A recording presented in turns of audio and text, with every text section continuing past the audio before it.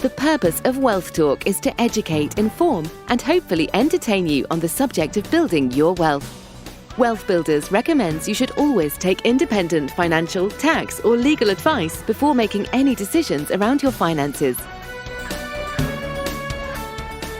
Welcome to episode 75 of Wealth Talk. My name is Christian Rodwell, the Membership Director for WealthBuilders, and I'm joined today by our founder, Mr. Kevin Whelan. Good morning, Kevin. Hello, Chris. Good to be with you again. Yes, off the back of last week's episode, which we got some great comments and feedback from. So thank you to everyone. And that was all focused around how to become investable, Kevin. And you took us through the elegant model of the ROIs, which perhaps it's worth just recapping before we go into today's topic. Well, ROIs is critical to the whole wealth building process because it's a way to really focus on what's the outcome that you're trying to get. And you know, the one that I love more than anything else, Chris, is the curiosity ROI, that your one relationship, opportunity, or idea away from a complete transformation in your wealth. And we know that there are so many bad things happening in the world. But look, we can't do anything about them. We just must choose how we react to them. And the best way to do that is with curiosity and seek things out and seek out good things as opposed to dwelling on the bad things that we simply can't control. But when it came to the investable side, which is really quite important, because when people are building wealth in property or they're building wealth in business, two of the entrepreneurial pillars, if you recall, Chris, and it's really important to stress that for the most part, you know, wealth comes from leverage. You can't get wealthy without leverage, and that means leveraging something. It means, you know, getting a better outcome from something that's underperforming, underutilized, overlooked, something like that. And what I talked about in the last episode about being investable is how developers, let's say in property, or good business people, when they want to expand and raise funds, they often overlook what they're already great at because they're just focused on getting the money. So they don't tell the story of how the business or the property can serve the needs of somebody else very elegantly. And hopefully I got that message across. And judging by the comments, we certainly did. We did. And we know that within the 7 different asset classes, as we refer to them as pillars, there's one in particular that is the most overlooked, Kevin. And that really is the topic for today. So that would be pillar number 2 for those that can remember our 7. And pillar number 2, Kevin, is? Pillar number 2 is pension. And I think the subject of today has kind of made me think last week about how you could get multiple ROIs from one story. So just as the investable story can create multiple returns for the investor. You remember I talked about the 5 ROIs investors need, which is that, you know, return of their investment, return on intellect, return on interaction, return on impact, and then finally the return on their investment, which you may recall when you do this very, very well, the developer, person raising the money, can get access to lower cost funds because they've served the needs of the investor in a way that they didn't understand before. Well, this made me think about the pension again, because most people think their pensions are consigned into a box that says, do not disturb till 65, or this money is in my company pension, so they've got it, I can't do anything with it. And you know, nothing is further from the truth. Whether you live in the UK, whether you live in the US, whether you live in Australia, wherever you live in the world, there will be an equivalent version of a pension that you can take control of. And when you understand how that control works, then you can apply the lesson of how do I take control, and then choose where you leverage it. Whether you choose to leverage it in your home, pay your mortgage off, whether you choose to leverage it to get access to money because you want to invest outside of the pension. And in many, many ways, you can gain returns and income way, way, way before that kind of 60, 65, a traditional access point, and so on. And certainly, very powerfully, pensions can help with your property journey, with your business, and who doesn't need business help these days in these troubled times? You know, that's interesting things there. In your intellectual property, and in your joint ventures. So I thought a pension is a kind of, can be a bit of a Swiss Army knife, really, when you understand it. And while it's never probably the best headline in the world, Chris, to talk about, I think it's very powerful because for most people, it's often their biggest bank account. It's the largest single sum of money they have in their life, other than maybe tied up in bricks and mortar, but liquidity, if you like. And they can bring that liquidity to bear in so many different ways. And I was invited to speak about this with our good friends at the SSAS Alliance. More about that later, I guess, Chris, where I delivered a sort of a short presentation as part of an overall presentation on how in the UK we call it a SAS or small self-administered scheme. We also call it a director's pension because you need to be a director to have one. And what's fortunate is most of our wealth builders are entrepreneurial, aren't they, Chris, in both mind and in the end they have businesses and therefore they qualify themselves for access to this brilliant tool. And I talked about that for about, 10, 15 minutes or so, just as a bit of introduction to the concept. And it seemed to go down well. So why don't we replay that? Yeah. So we've pulled that out, that section, and I'm sure it's going to stimulate some ideas. So we can come back and have a chat about that afterwards. Okay, let's do that. I'm going to do a session, not long, but just to try and help you understand how versatile the SAS is and how absolutely bloody marvelous it is, because it can help you build your wealth in any way you want to build it. And in WealthBuilders, which are obviously a trusted partner of SSAS Alliance, I'm grateful that Louise is in our group as well, Louise. So if people get stuck, we'll be able to help them out, won't we?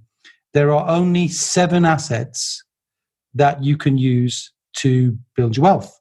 And what I mean by that is only 7 forms of something that you can own that can throw off recurring income that can build your wealth. And it might be interesting, Mark, just to see as there's only 7, if people want to suggest 1 or 2, so Yeah. might be curious just while we warm ourselves up and get people participating as well. So 7, most people have 3, and we call them the sort of the market pillars, which is something you do, but you don't really add too much value. You tend to drift around or you delegate your money to third parties. And then there's 4, which we call the entrepreneurial pillars, where you're completely focused on being part of the value chain, adding value, and doing something yourself to improve your wealth and force appreciation, as opposed to letting other people do it for you. And in some cases, obviously, just watching things go down as well as up. Any suggestions people coming up with? So Colin's mentioned business. Yeah, that's definitely in there. So, yeah, that's a good one, Colin. And then you definitely can see that that's going to fit on the left-hand side. So Remal's mentioned stocks, shares. We know Remas. Remas is a frequent visitor to WealthBuilders. Let me share them anyway, Mark. So we've got 7. So the first 3 is home equity or home capacity. I'm going to touch on each one and how the pension can help. The pensions, obviously, and investments. And what we find is people who rely on 3, their home, their pension, their investments, invariably not adding enough value in their life. So the only way to get wealthy is to be doing it for 40 years. It takes an awfully long time to delegate your way to wealth. So the ones that, much more relevant and we see much more frequently amongst our SAS owners, they tend to be entrepreneurs in their mind, even if they're job holders in their daytime, is a portfolio property, generates rental, business that generates recurring profits, not just trading profits, intellectual property. I wonder what we're going to talk about a bit later. Intellectual property and joint ventures. So they are the only 7 ways to build wealth. Now, every time I'm in a forum, Mark, where I describe the 7, I throw out a standing challenge, which nobody's ever claimed it.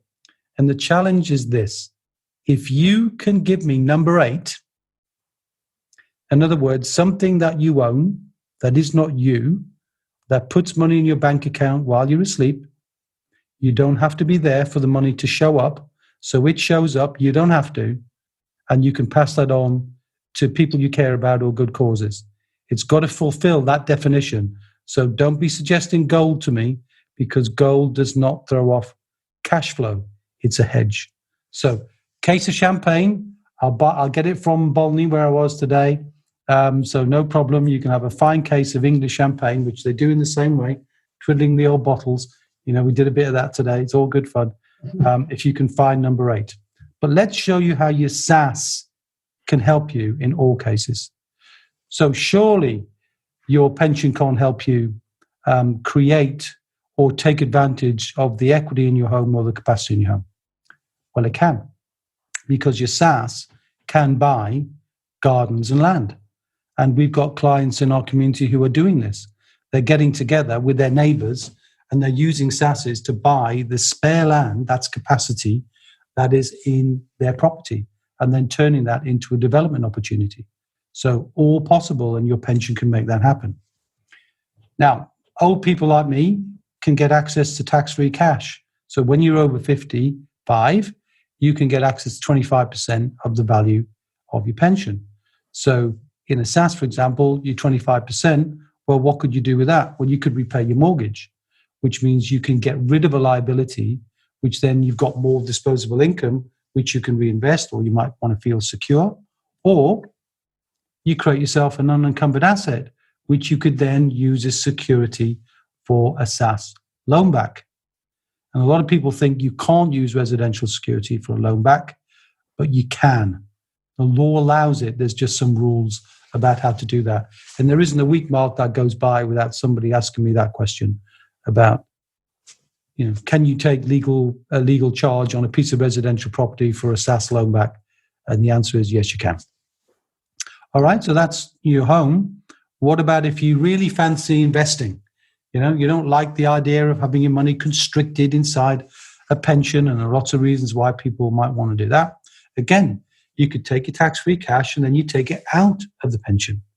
And if you're in a position where you want to use that money because, for example, you might be wanting to invest outside the pension, or you might want to use some other tax allowances like ISAs or EISs or even VCTs, complicated language, but just tax wrappers that help you diversify the way you build your wealth.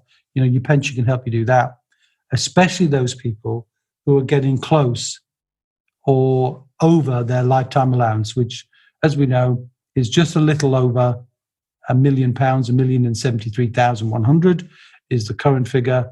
And lots of people are getting close to that. So they can use the loan back or the tax-free cash or a combination to reduce their lifetime allowance problem. So lots of things you can do there. Of course, with property, and you've done lots of this, Mark, haven't you? Both commercial and com-to-resi with your SSAS, and you've demonstrated that many times. And that's probably one of the most popular strategies. And there's going to be loads of opportunities, isn't there, post, when COVID eases, the whole high street's going to change. Many, many opportunities going on there. And people are priming themselves ready for that. And of course, because you can collaborate with others, you can put more money in the pot, as I'll cover off in just a moment. Yeah, it's a real perfect storm, isn't it?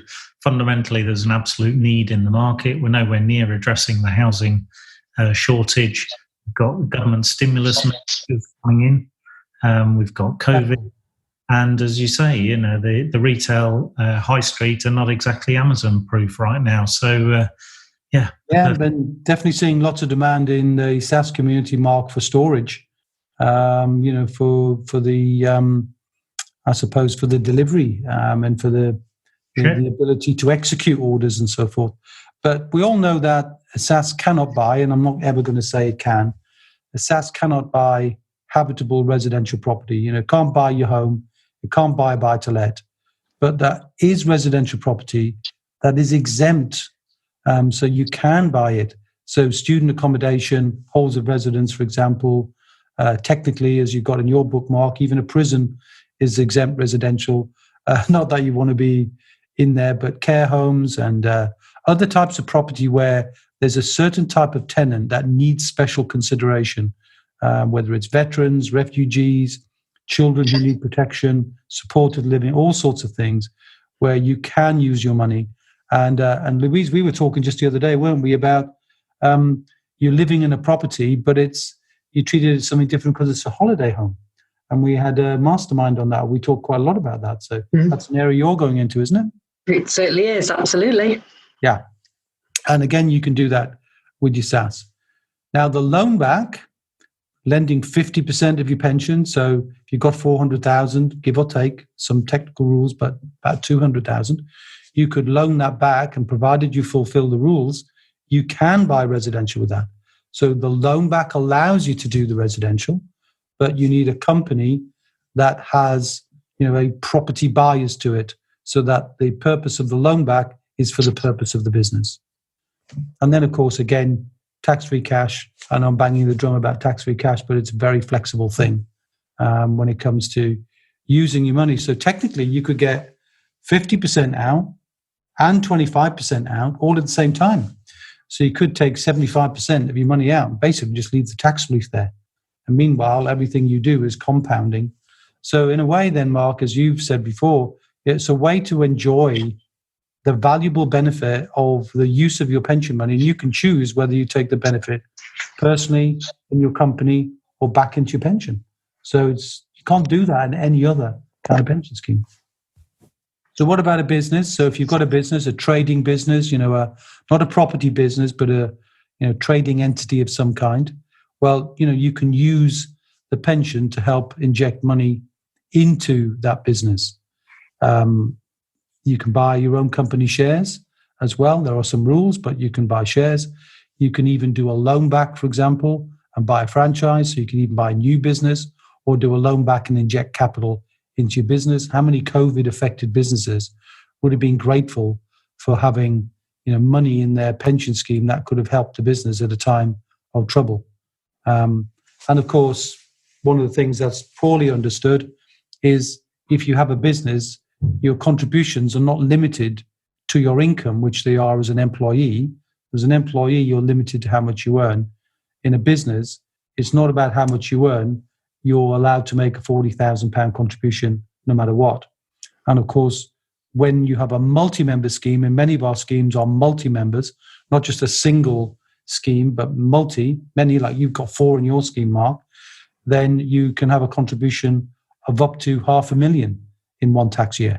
And most people, even accountants, don't know about that, called the general unallocated fund. And that's a very useful one for businesses coming to the end of their life. Maybe they're ready to sell. They can do things there. Louise, what about IP? Well, you could use IP and use that as the security for a loan back. As long as the IP can be valued, and there are plenty of ways IP can be valued, you could buy the IP and shelter it inside your SSAS so your IP grows in value, tax-free.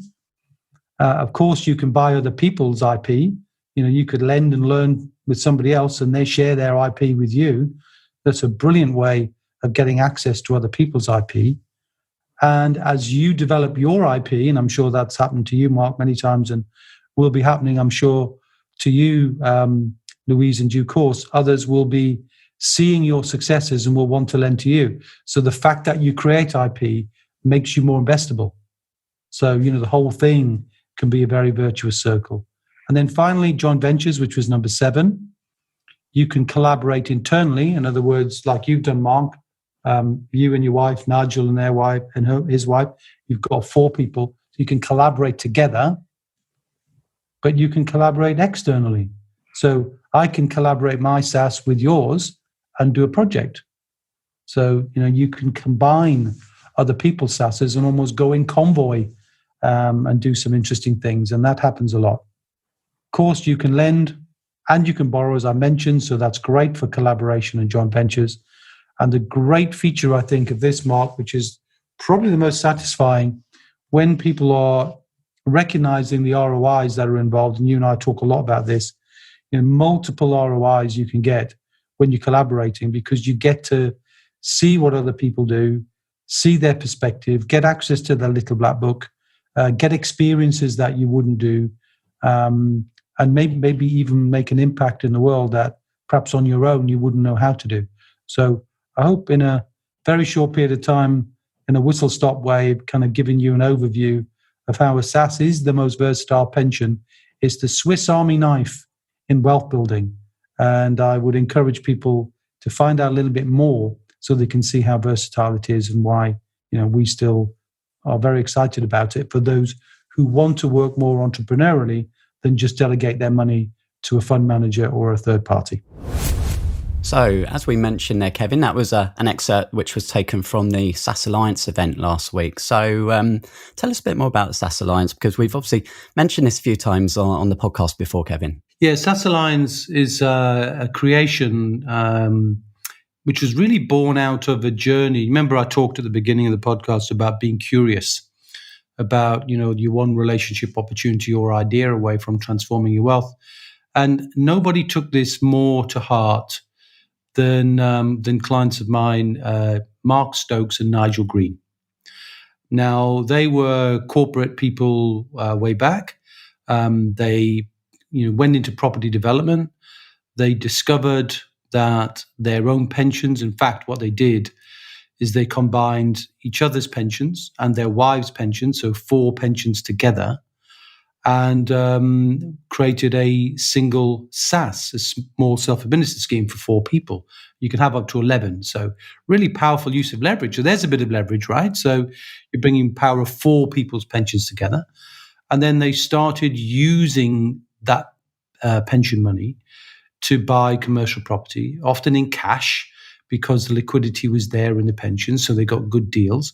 And then, they started to do so many more interesting things facilitated by the use of the pension. And what was fascinating for me is when I was speaking to Mark about it and Nigel, they said, they worked 20, I think best part of 25 years in corporate life, building their pensions up in the normal way people do.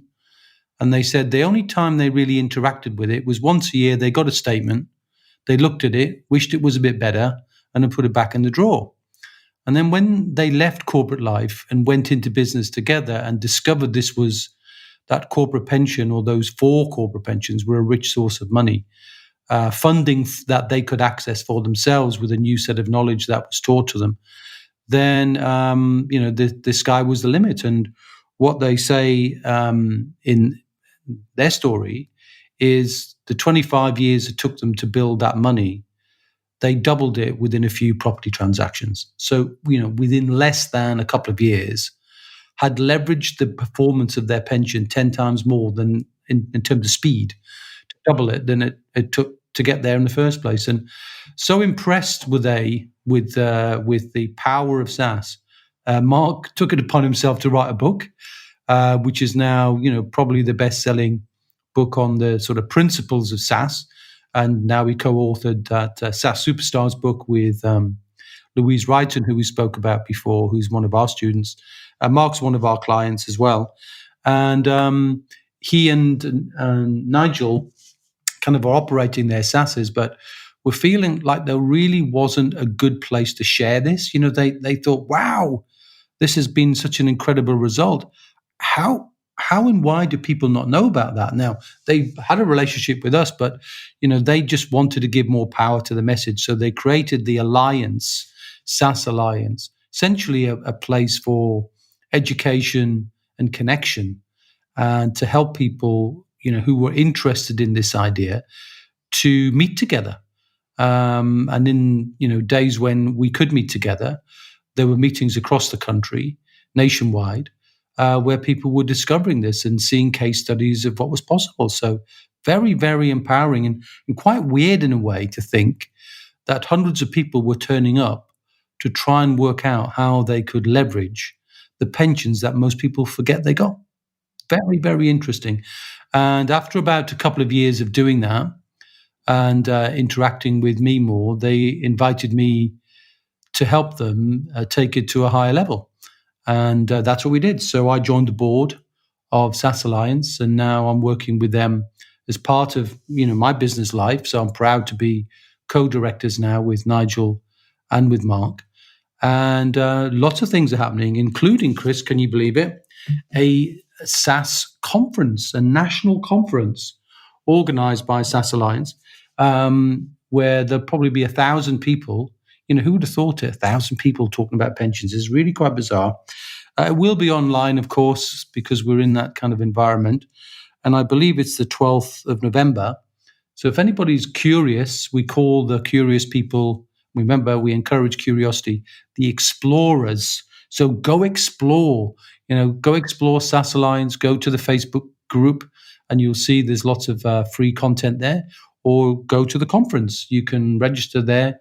It's just it's called the SSAS and Property Conference, and it's only about property and how your pensions can help property. So it won't be going into some of the details on some of the other pillars that I touched on in the presentation. However, because property is the most popular asset here in the UK for people to build wealth, it's going to be a very powerful thing. It's going to be a whole day, and it will be recorded. And the event to attend is completely free, Chris, completely free of charge. So I think you could post a link to the show notes if you want to, Chris. I think that's We will put a link so anyone listening can head to the show notes right now and click that and register straight away, as you say. So go and check it out. Yeah, it's all free of charge, and it's just all about trying to, get good news out there, and little by little, this message of the director's pension, the small self-administered scheme, terms used interchangeably, then it's getting that message out, and the more people who discover it, the more people who will be able to accelerate their wealth in the way we've seen so many of our clients do now, Chris. So just touching back on the presentation then, Kevin, I know in the past we've kind of said joint ventures is one of those pillars that works across all of the other 6, but you've demonstrated there today that the pension is another of the pillars that just can work with all of the others. So it's so powerful, and we see this, don't we, day in, day out, when people really get their heads around this. And of course, our members who are really learning how to create their own unique plan based on the right pillar, the right strategy, the right use of leverage. And it just, accelerates them, and their confidence increases, and it puts them on the path to financial independence, which of course is our primary goal, to help as many people as possible to reach that. Yeah, and just for the avoidance of doubt, Chris, I think you used the word pillar, but it's multiple pillars, isn't it? It's that combination of things, because we don't like to encourage anybody to build their wealth in one pillar, one asset, because one of anything is dangerous. One job, that's dangerous. Look at today's environment. One business which can be devastated by something outside of your control, that's dangerous. So the skill in wealth building is to build multiple streams of recurring income through the ownership or the control of multiple assets that you essentially have the ability to use your own unique set of skills, relationships, all of the things that we teach to help you build your wealth, and more quickly, more enjoyably, and above all, more safely than just simply leaving it to chance. So that's why I'm very proud of what we're doing. I'm proud of my relationship with SSAS Alliance, and proud that we're actually reaching new communities. I think I saw people starting to sit up and take notice in Dubai as well, Chris. So our messages of principles is getting out, whether the tax rules in every country are different, but the principles don't change. Yes. No, we love seeing our members with holding their signed declarations and posting those on social media. It's wonderful to see. So the community is growing, and if you're listening and you would like to be one of our members and work with Kevin and myself and all of the other wealth builders who are building their own plans, then we will be opening up the 7 Steps to Wealth program again next week. So do look out for the details. We'll be sending those out to everyone who's on the WealthBuilders distribution list. So if you're not already, then do head to wealthbuilders.co.uk and you can join, get some free resources, copy of Kevin's book, and join our free membership for some free resources. And then we'll let you know when the doors are open next week for membership. Yeah, and that'd be cool. But of course, we encourage anybody to take their time and to consume what our free content is, Chris. We're very happy about that. We're never in a rush. People, as they say, when the student is ready, the teacher will appear. So for those students who are ready, we just can't wait to have a new intake, and we're looking forward to that immensely. But if you're not ready, don't worry. Just take your time. Tune into what we do. Listen to the podcast by all means, and get our free resources, which we make available. Often people say so generously, and we do that because we're very comfortable in trying to help people, whether you're a customer of ours or not, to do something about creating your own wealth. Well, Kevin, thank you as always for sharing your wisdom with us all today. That's always a pleasure, Chris. I just enjoy it, and by the way, thanks to you too, because I think you bring out the best of my message, and you help distill it down. And so I mentioned I'm proud of the relations with those other people. I'm also proud to be working with you, my friend. So thank you very much for your contribution. And until next time, see ya. We hope you enjoyed today's episode. Don't forget that we are constantly updating our resources inside the WealthBuilders membership site to help you create, build, and protect your wealth. Head over to wealthbuilders.co.uk/membership right now for free access. That's wealthbuilders.co.uk/membership.